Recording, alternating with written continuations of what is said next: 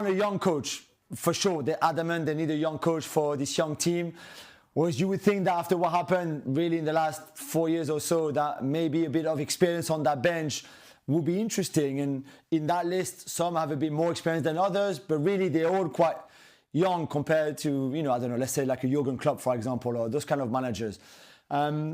Some of them are also maybe not free right now, but like Iraola or Marco Silva, they will be free agent in the summer because they're not going to renew their contract with their current clubs. Others like Cesc Fabregas, good luck if you want to attract Cesc Fabregas to your club.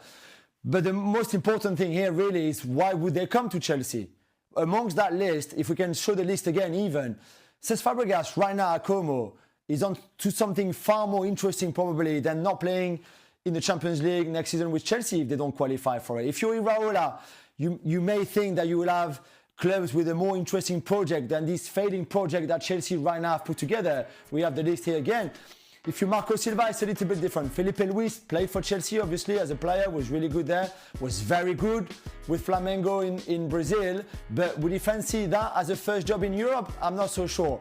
Diego Simeone, let's not go there. Frank Lampard, I think, has been there before and got burned. And right now at Coventry, things are going great for him. And Oliver Glasner, again, at his age, I'm not sure he's ready for this kind of job, because let's not forget, this is a very difficult job because the squad is young, but also the people above you are clearly very much interfering with what you do as a manager. Of the names there, is there anyone you like, Shaka? I'll be honest. It's never going to happen for any number of reasons. But the name that jumps out at me is Diego Simeone. and in truth, it is laughable. But let me say, given the issues at the top of this club, and given the issues on the park, the only person I think that has the personality that somehow bridges those two and makes any sense of it is Diego Simeone.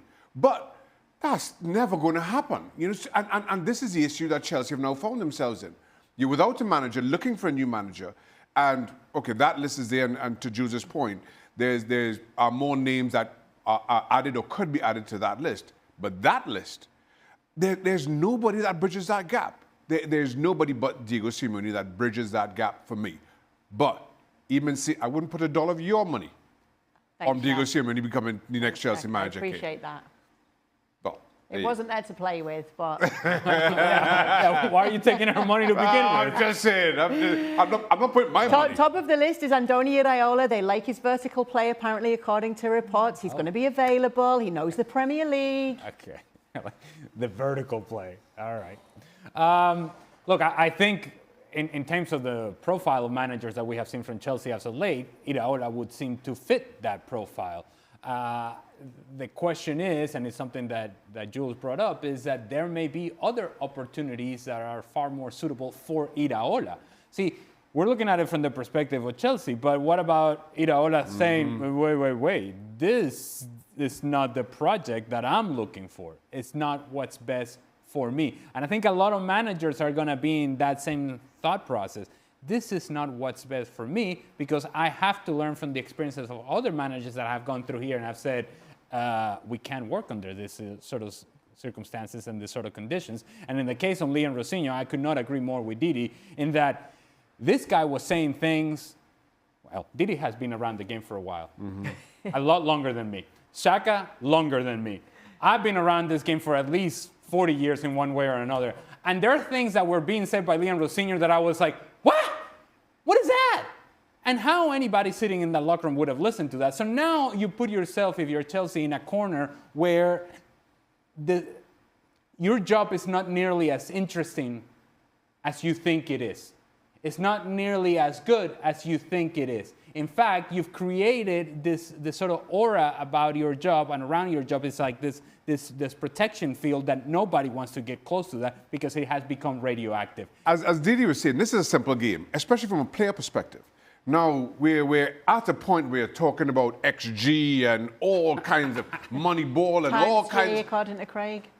And when you listen to the more experienced and successful managers, those aren't things they talk about. Now, you want somebody who can look at the data, analyze it, break it up, and then just put it in you need to run over there to the players, who can take that from the data scientists and then go onto the training ground and say, you need to be there, you need to go there, and keep that as simple. But too often, I get the feeling that younger, more modern day managers bring all this data and drop it in the laps of the players as though they want it.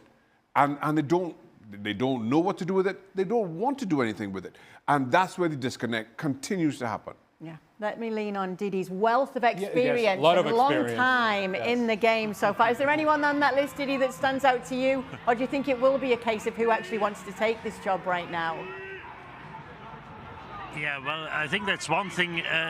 Does the new manager, whoever's approached, do they think they can turn things around? Because there's a lot of things happening in the boardroom where you wonder whether the people in charge have a clue knowing how to run a football club. And, you know, these guys are obviously very much in demand. If you look at Lampard, even though, you know, he just got promoted with Coventry, Simeone done wonderful things at Atletico.